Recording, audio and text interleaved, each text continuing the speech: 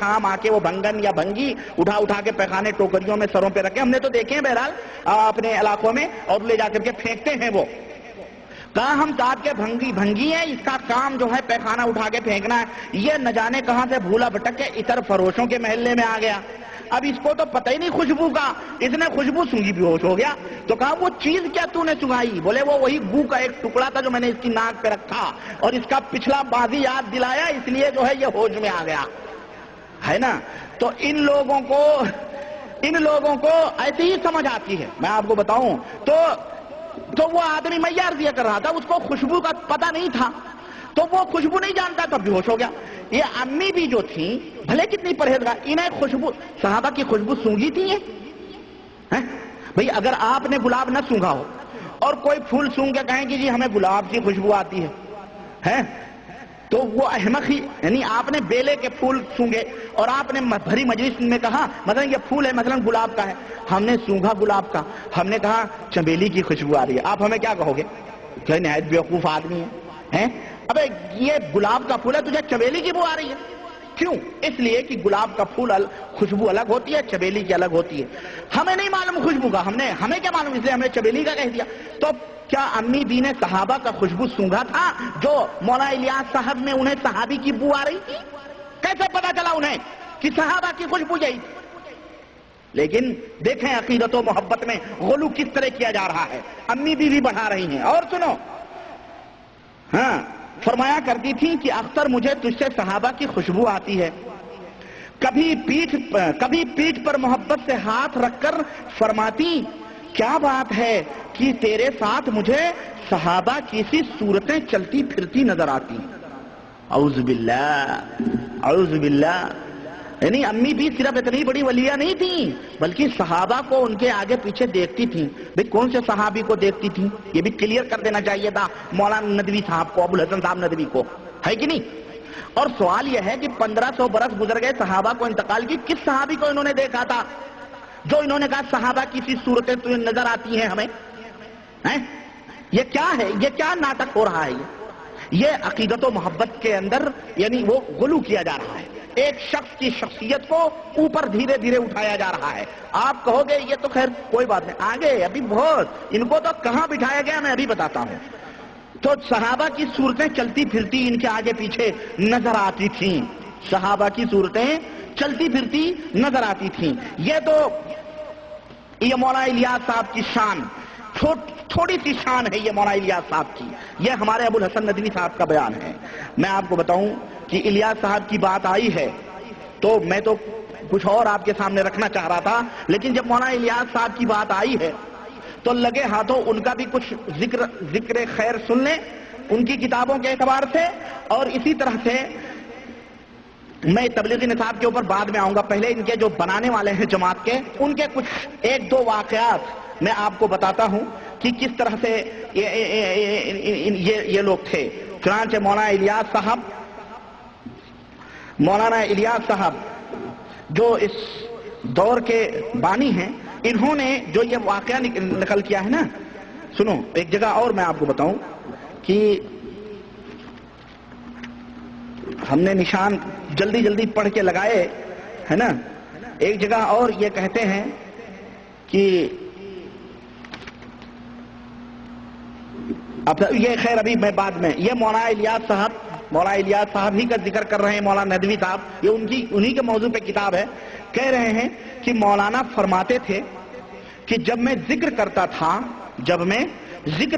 تھا تو مجھے ایک بوجھ سا محسوس ہوتا تھا. حضرت سے کہا تو حضرت تھرا گئے. فرمایا کہ مولانا محمد قاسم صاحب نے بھی یہی شکایت حاجی صاحب سے فرمائی تھی. حاجی امداد اللہ مہاجر مکی جو ان کے مرشد ہیں، ان سب کے مرشد حاجی امداد اللہ ہیں، یہ بات یاد رکھ. تو کہنے لگے مولانا محمد قاسم نانوتوی، جانتے ہو کون ہے؟ وہی قاسم نانوتوی صاحب جن کا میں نے واقعہ بتایا تھا کہ دیوبند کے دو مولویوں میں جھگڑا ہوا، نومر مٹی کھول کے آ گئے، مرنے کے بعد آگے بتایا، وہی قاسم نانوتوی.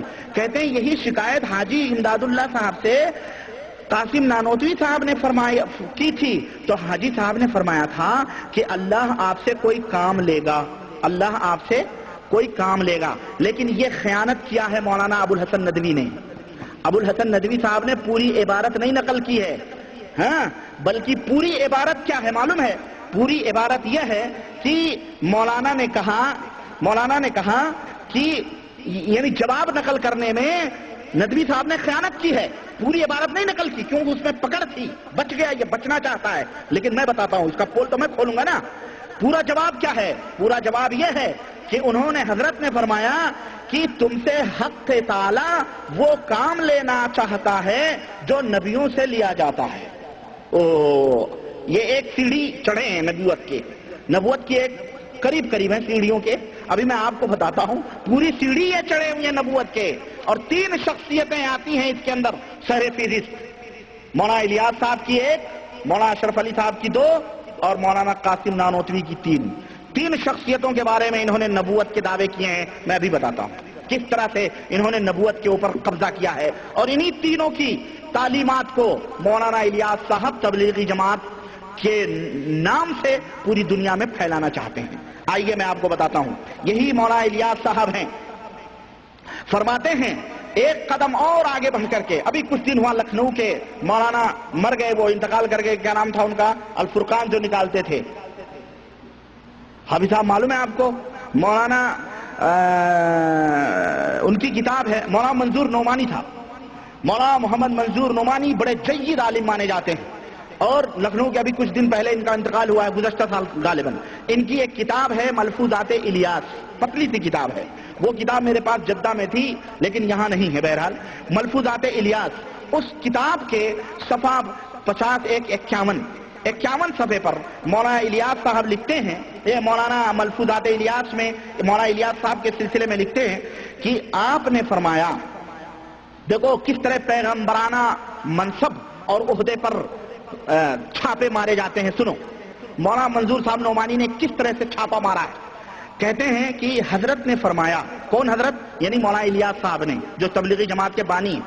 انہوں نے فرمایا کہ اللہ تعالیٰ کا ارشاد ہے، کنتم خیر امت اخرجت للناس تأمرون بالمعروف وتنہون عن المنکر، کہ تم ایک بہترین امت ہو، ہے نا.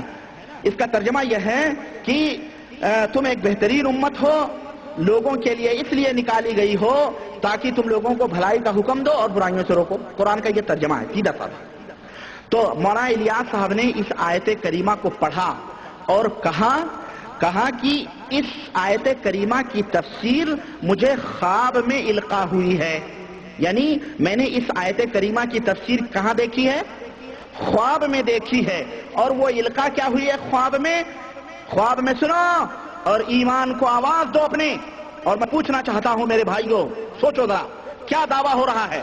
مولانا الیاس صاحب فرما رہے ہیں مجھے خواب میں معلوم ہوا اور یہ تفسیر القاء ہوئی ہے. القاء یعنی ڈالی گئی ہے. کیا؟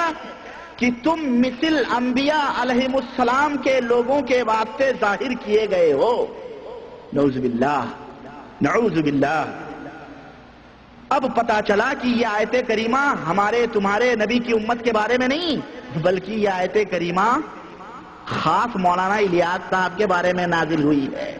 کہ مولانا محمد الیاس صاحب تم لوگوں کے لیے مثل انبیاء کی طرح تم لوگوں کے لیے ظاہر کیے گئے ہو.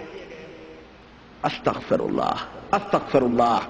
اور خواب میں اس کا تفسیری مفہوم بھی بتایا جا رہا ہے کہ مولانا الیاس مثل انبیاء کے ظاہر کیے گئے ہیں. یعنی خود پیدا نے ظاہر کیے گئے، اللہ نے انہیں اتارا ہے، ظاہر کیا ہے اس طرح سے. اللہ کی پناہ، جب آدمی شقاوت پر اترتا ہے اور بددینی پر اترتا ہے تو اللہ کی قسم اس طرح کے پیغمبرانہ منصبوں کے اوپر وہ چھاپے اور ڈاکے ڈالتا ہے. اور یہی وجہ ہے کہ غلام احمد قادیانی نے جب نبوت کے منصب کے اوپر ڈاکے ڈالا تو پوری دارالفتہ سے بمبارڈ ہونے لگے اور کہا جانے لگا غلام احمد قادیانی کافر ہو گیا. قرآنی آیات کا اس نے بھی مذاق اڑایا تھا اور اس نے کہا کہ میں نبی کریم صلی اللہ علیہ وسلم کو آخری نبی مانتا ہوں لیکن آخری میرے نبی ہونے میں ان کی نبوت کے اوپر کوئی فرق نہیں آنے والا ہے، اس لیے میں بھی نبی ہوں. میں مانتا ہوں کہ حضور صلی اللہ علیہ وسلم آخری نبی ہیں، میرا ایمان ہے. یہی جسارت اس نے بھی کی تھی.